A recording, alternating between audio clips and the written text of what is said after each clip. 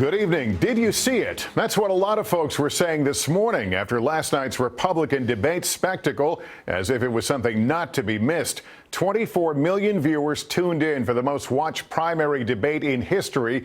And if he didn't steal the show, then Donald Trump certainly brought the drama right from the start, doubling down on his take no prisoners approach to the issues and the race itself, but maybe at the risk of alienating some women voters, as we'll hear more about in just a moment. But first, the debate after the debate about who won and what the Republican landscape looks like the day after. Peter Alexander leads us off tonight. Hey. How are you? The Republican contenders scattered across the country today, fresh off last night's raucous debate, where Donald Trump refused to rule out a third-party run if he's not the nominee. Mr. Trump. Today, standing his ground. I don't want to do the independent thing, but I do keep it, and it is leverage. Trump's rivals are teeing off on the front-runner. I think that the independent run thing was the worst part of the night last night. On stage, Trump was Trump, brash and unapologetic. Our leaders are stupid. Our politicians are stupid. We don't have time for tone. We have to go out and get the job done. So far, Trump has defied political gravity, but can he continue to rise in the polls? Conservative commentator Laura Ingraham says yes. I don't think there was any body blow delivered to Donald Trump. I just don't believe it. Still, the fiery former reality TV star today embraced his opponents, calling them fellow contestants.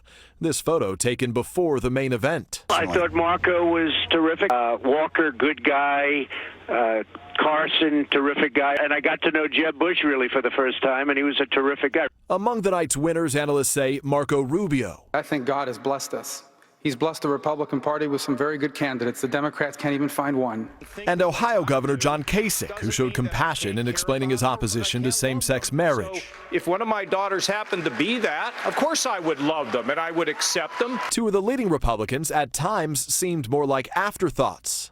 I think Jeb Bush needs to be more comfortable at the podium, and I think Scott Walker needs to be a bit more natural. Today, Rand Paul attacked Chris Christie on Twitter after one of the night's most heated exchanges over government surveillance. You know, when you're sitting in a subcommittee just blowing hot air about this, you can say things like that. I don't trust President Obama with our records. I know you gave him a big hug, and if you want to give him a big hug again, go right ahead. For all the energy in the Republican Party right now, it'll be another 6 weeks before the candidates debate again. And remember, there are nearly 6 more months until the first primary ballots for president are actually cast. Lester. All right, Pete. Hey, NBC News fans, thanks for checking out our YouTube channel. Subscribe by clicking on that button down here, and then click on any of the videos over here to watch the latest interviews, show highlights, and digital exclusives. Thanks for watching.